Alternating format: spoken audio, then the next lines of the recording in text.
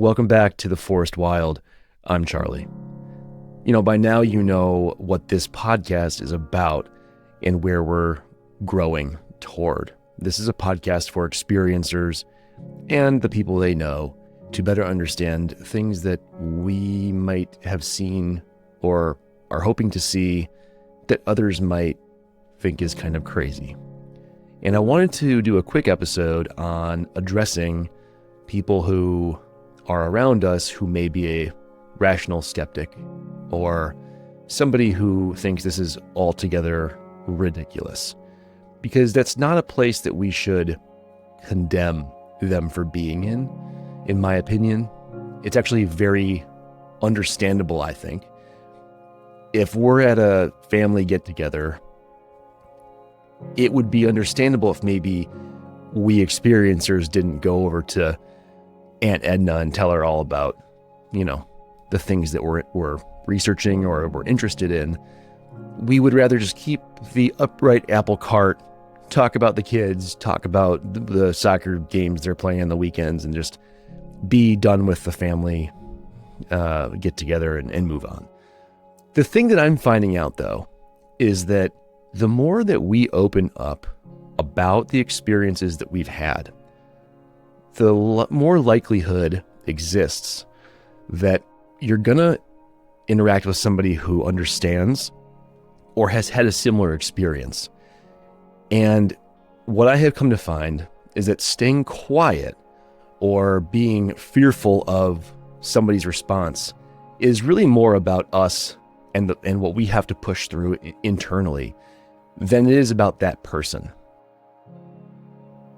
There are a lot of reports and experiences I've heard recently where somebody has said one of their friends or family members gave them shit for a long time for, maybe being clairvoyant, clairsentient, clairaudient, or having talents and abilities that other people didn't, until later in that person's life when they might have revealed to that gifted person, hey, I also was gifted when I was younger. And I've heard this recently a couple of times. And so I'd like to at least attempt to bridge the gap between skeptics and experiencers, because we're a lot more alike than one might think. So often we don't want to be dismissed. We would rather just, like I said, get along, show up to the family thing or to the work water cooler and just move past that experience, because it's almost easier to just not talk about it. Skeptics ultimately are interested in having their paradigm, their worldview not be uprooted. And I think from our perspective as experiencers, we also were interested in that same thing. And it's not our fault necessarily. It's not our burden to bear that we are no longer able to have an upright apple cart. We had our worldview shifted, and we didn't ask for that to happen, at least not in this 3D wake up and choose which toothbrush you're going to use kind of way of choosing.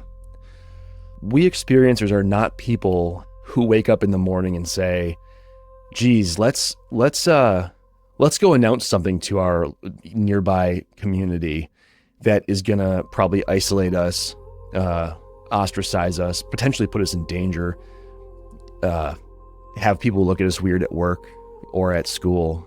We don't wake up and want to throw a wrench in the gear of reality. So that's the first point I wanted to make. So let's take it back. Thousands and thousands and thousands of people have claimed that their experience was that they saw what appeared to be a 6 to 12 foot bipedal hominid appearing being in North America. That's not counting the whole rest of the world. Just let's take North America for example. Despite no bodies, no bones, no verified DNA, while everybody in North America carries HD or 4K cameras in their pockets, the rational response to those claims of seeing a being like that is skepticism. That is very understandable. Here's what I'm not going to tell you. that you're closed-minded, that you need to open your consciousness, or that your skepticism is fear. That's the same manipulative garbage that's used to shame people into abandoning critical thinking. Here's what I will tell you. Your skepticism is valuable, essential even. Without it, we'd believe every blurry photo, every creaking tree, every shadow in peripheral vision. We'd believe that that was proof of the extraordinary. But the same skepticism that protects you from nonsense can also blind you to patterns that are worth examining. Not because the patterns prove something exists, they don't, but because they reveal something interesting about human experience, perception, and the limits of conventional explanation. Forget the creature for a moment, that being. Look at the witnesses.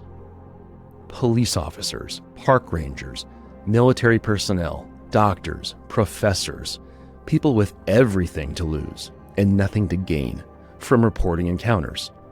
They don't start YouTube channels, they don't write books, they often don't tell anyone for years. Why would thousands of credible people, professionally and culturally, societally credible and successful people, why would they independently describe nearly identical experiences if nothing happened? Mass hallucination doesn't work that way. Hoaxes don't maintain consistency across decades without coordination. You could argue that misidentification, like bears, humans, shadows, for sure.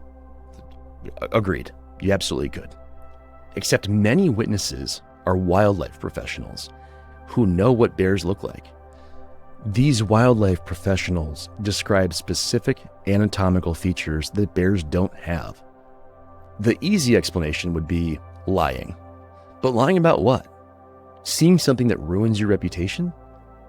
That makes your colleagues question your judgment? That you can't monetize because you have professional credibility to maintain? Here's a pattern that makes no sense. Equipment failure during encounters. Not just cameras, though cameras fail constantly. GPS units giving impossible readings. Compasses spinning. Phones with full batteries dying. Car engines stopping. You could dismiss one report, 2, sure, 10, but hundreds describing identical malfunctions at the moment of the supposed encounter?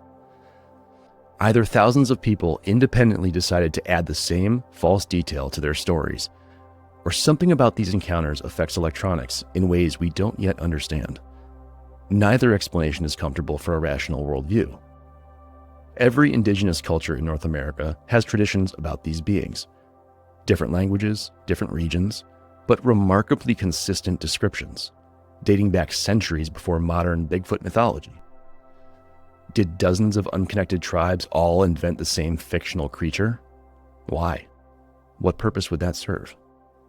These weren't entertainment stories. They were part of practical knowledge systems about forest navigation, seasonal patterns, territorial boundaries. Indigenous people didn't waste cultural bandwidth on elaborate fictions about non-existent creatures. Skepticism in general protects us from believing nonsense. It's a helpful trait, but it might also prevent us from examining anomalies that could expand our understanding of consciousness, perception, and the natural world that we live in. What if even 1% of these witnesses experience something genuinely anomalous? Not necessarily even Sasquatch, but something that doesn't fit our current models. Isn't that worth investigating? The history of science is littered with phenomena dismissed as impossible until they weren't. Meteors were dismissed as lying peasants until the French Academy of Sciences admitted that rocks do fall from the sky. Continental drift was pseudoscience until it became plate tectonics. Rogue waves were sailor tales until satellites proved them real. Skepticism is crucial, but dogmatic skepticism is just fundamentalism with a different coat of paint. You don't have to believe in Sasquatch to find this phenomenon interesting. Maybe it's mass misidentification. But then what causes thousands of trained observers to misidentify in identical ways? Maybe it's psychological. But then what triggers the same psychological experience across diverse populations? Maybe it's sociological. But then how do isolated witnesses with no knowledge of each other report matching details? Each skeptical explanation raises its own questions. The phenomenon might not be what believers think, but it's something. And that something might teach us about human perception, consciousness, or nature in ways we haven't considered. You don't have to believe there's a breeding population of giant primate-looking things hiding in North America. You don't have to believe the government's covering anything up. You don't have to believe consciousness transcends physics or forests have feelings or any of those more esoteric claims you might hear in this podcast. All you have to consider is this. Thousands of rational people have experiences they can't explain. Those experiences share consistent characteristics that suggest something more than random hallucination or misidentification. That's data. Messy, anecdotal, unverified data, but data nonetheless. And dismissing data because it doesn't fit existing models is the opposite of scientific thinking. I'm not asking you to believe. I'm asking you to be curious about why these patterns exist.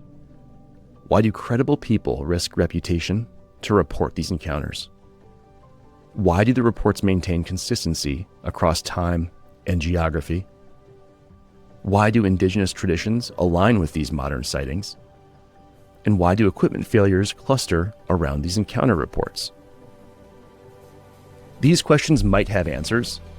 They might not be the answers that believers want, or even experiencers.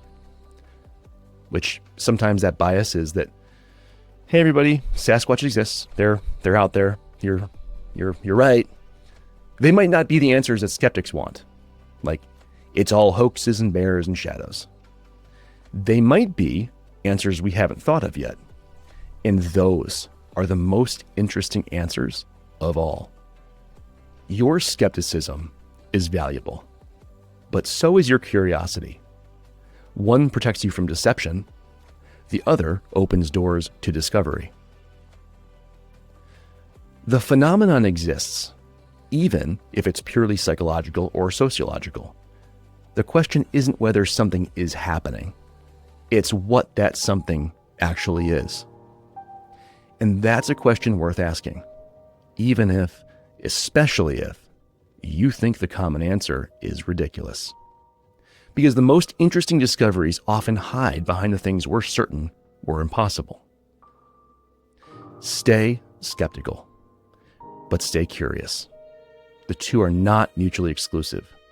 They're complementary. And sometimes in the space between them, you find truth stranger than fiction.